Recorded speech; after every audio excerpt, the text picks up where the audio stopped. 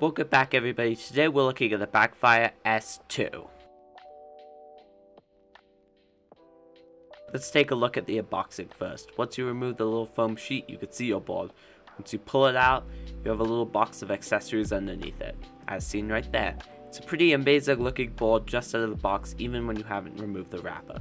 Once you take out that extra cover, you have access to the accessory box. This will contain everything else you need with your board. So you have some stickers, you have a little box of extra screws, which is really nice to see because I tend to lose them, some belts, and some extra Kegel pulleys. These are 36T, I think, so pretty good.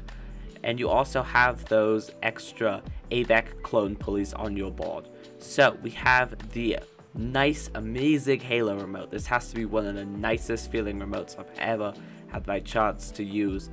It's made out of aluminum and has a really great UI with a colored screen. So here we have the charger. It is 2.5 amps, but it is a lot bigger than I would think a normal 2.0 amp charger is. It's also quite heavy. We also have your little tools there. This is for readjusting your belt tension and everything like that.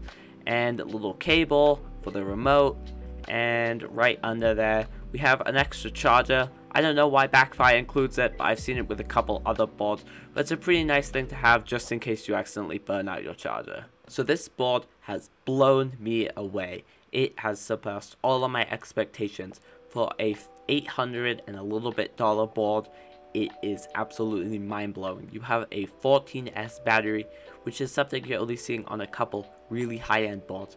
You have an amazing remote and a really good ESC which could connect with the Backfire app, which has got a lot better in the past, and they've actually completely remade a whole new app for the new boards. The roads where I live are not the best, so I had to switch my wheels out to the hollow wheels. These are by Momentum. I have made a review on these in the past, but the stock wheels are actually very nice. They are very wide and have a really good contact patch. They are a little tough though for these more bumpy roads, so I decided to go with the hollow wheels. The TPK trucks do a great job keeping you stable and also allowing you to get those deep carves that you could get on the TPK trucks that you don't really experience on any other truck options. This board carves like a dream when you get the Momentum wheels on.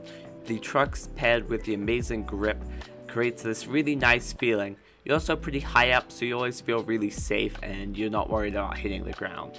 This board is also fast as hell. I was able to push it up to 40 miles an hour with a hill, but you could easily get it up to like 35 flat when the board is fully charged and the voltage is high when you're using the Momentum wheels. 31 miles an hour is also an understatement when you're using the 98mm wheels. You can easily push over that, and if you have a hill, you can go really quick. It's also a very stable feeling board, so you're pretty safe feeling when you're riding at that speed. You could easily cruise at around 30. It's definitely a very quick board. We have to talk about the remote. This thing is a godsend. Compared to the old Backfire remotes, this thing is mind-blowing. I have used the R2 remote in the past, which uses the same button setup, but it's just so nice to be able to visualize and see the switching between the two colors, between the Eco, the Sport, and the Turbo. I also love this little menu, which you could see the remote power, you could see the battery power, and the voltage that the board is running at. This is the same remote system that the new Loretto's boards are using, and I really love it. You can also see the motor temperature. This is nice to make sure you're not over pushing your board, especially in the summer. It can be a hassle to customize your modes in the app, so you can easily switch them out on the go on the remote without having to connect with the app and go through finicky features. The UI is really softened out and easy to use.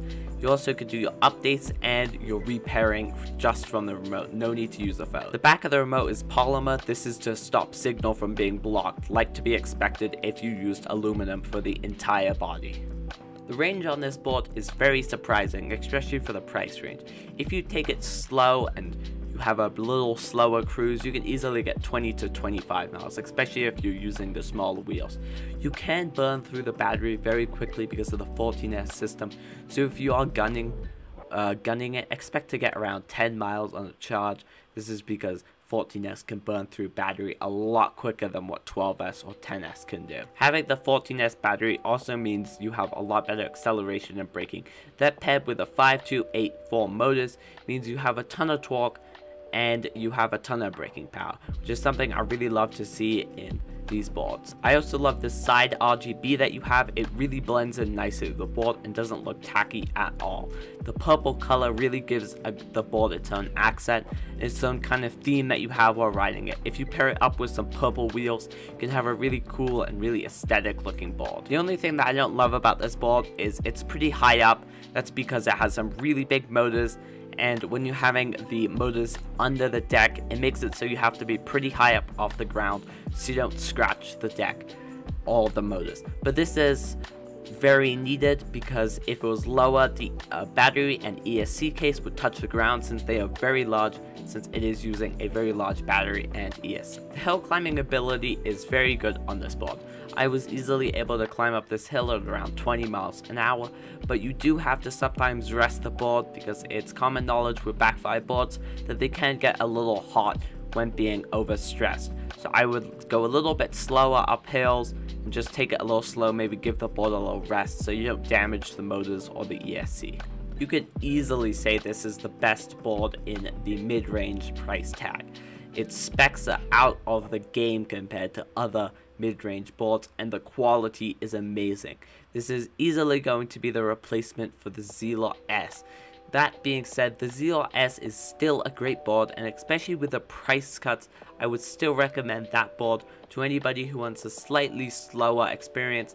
The Zealot S will be better for new learners and also people who are on a lower budget. Alright guys, I hope you enjoyed this video. If you did, make sure to like and subscribe, drop a comment and tell me what board you're riding. Make sure to check out the Backfire S2 as well.